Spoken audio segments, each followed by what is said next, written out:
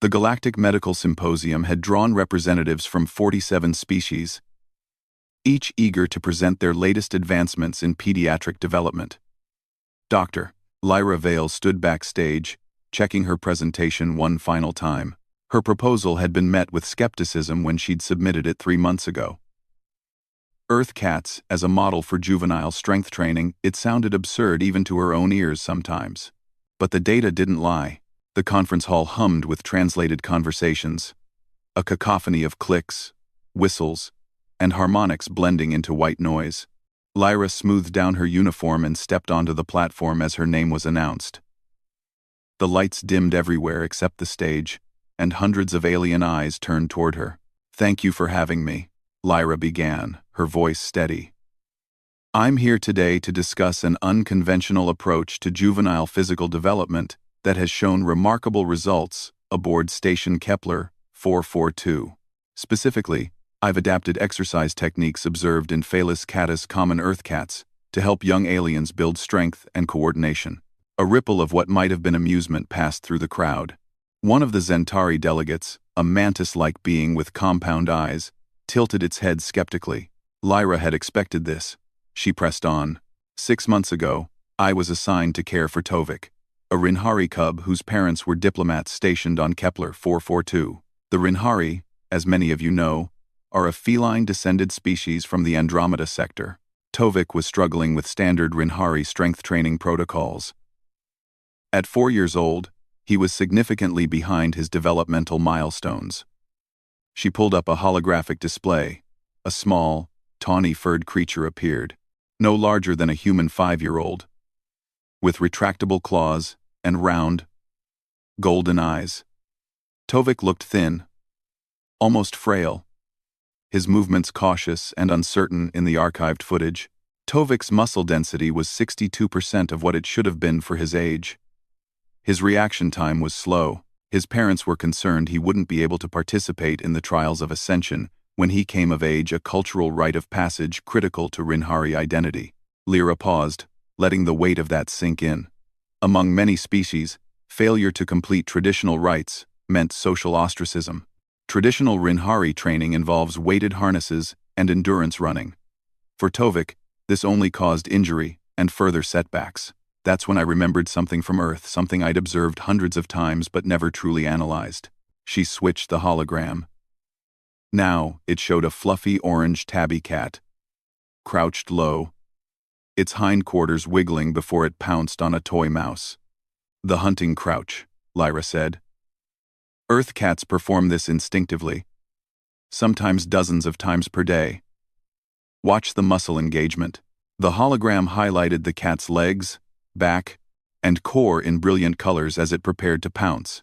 Every muscle group fired in perfect sequence.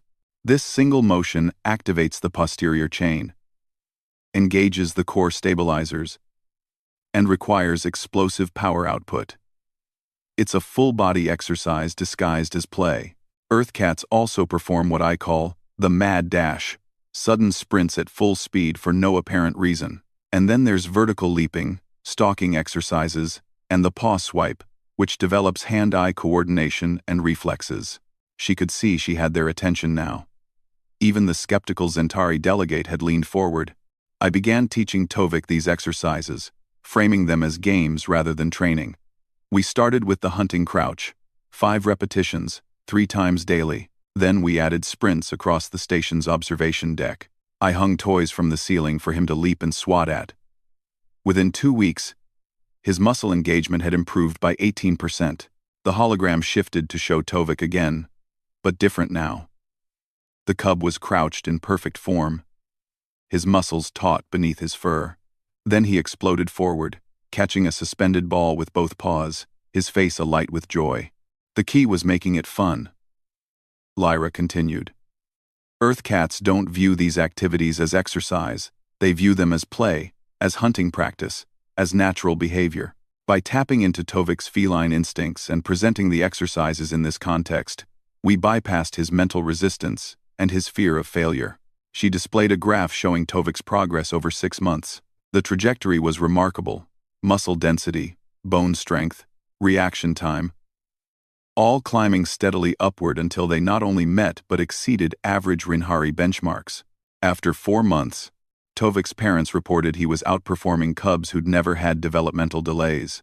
His confidence soared. He began initiating play sessions on his own, sometimes performing 100 hunting crouches per day, simply because he enjoyed it. Lyra took a breath, then delivered her conclusion. What Earth Cats taught me is that the most effective training doesn't feel like training at all. It feels like joy. It feels like play. It feels like being exactly what you are, doing what your body was designed to do.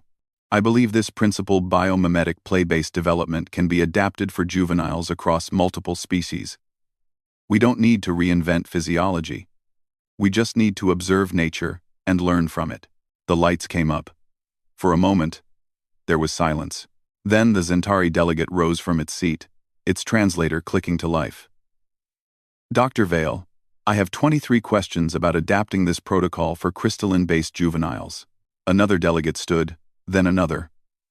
Soon half the auditorium was on its feet, queries flooding in from every direction. Lyra felt a smile spread across her face. 3 hours later, Lyra returned to her quarters on Station Kepler 442. She was exhausted but exhilarated.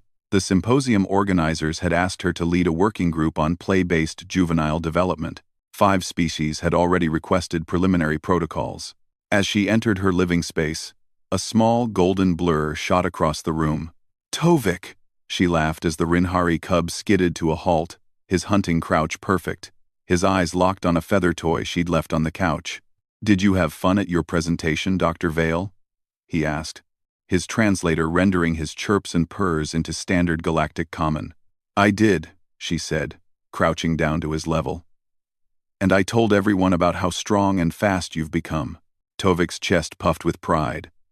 Then his eyes fixed on the toy again, his haunches wiggling. Want to practice sprints? He asked hopefully. Lyra laughed and grabbed the feather toy. 3 races to the observation deck window. Ready? Tovik's response was to explode forward with a joyful yowl, his powerful legs carrying him across the room in a blur of golden fur. As Lyra chased after him, she thought about all those alien delegates, already planning how to bring play back to their own children. How to teach strength through joy, rather than obligation. Sometimes the greatest innovations weren't new at all. Sometimes they'd been purring on your couch the entire time, just waiting for someone to notice. Catch me if you can, Dr. Vale, Tovik called back, already halfway across the deck. Lyra grinned and ran faster, the sound of their laughter echoing through the empty corridors of humanity's furthest outpost among the stars.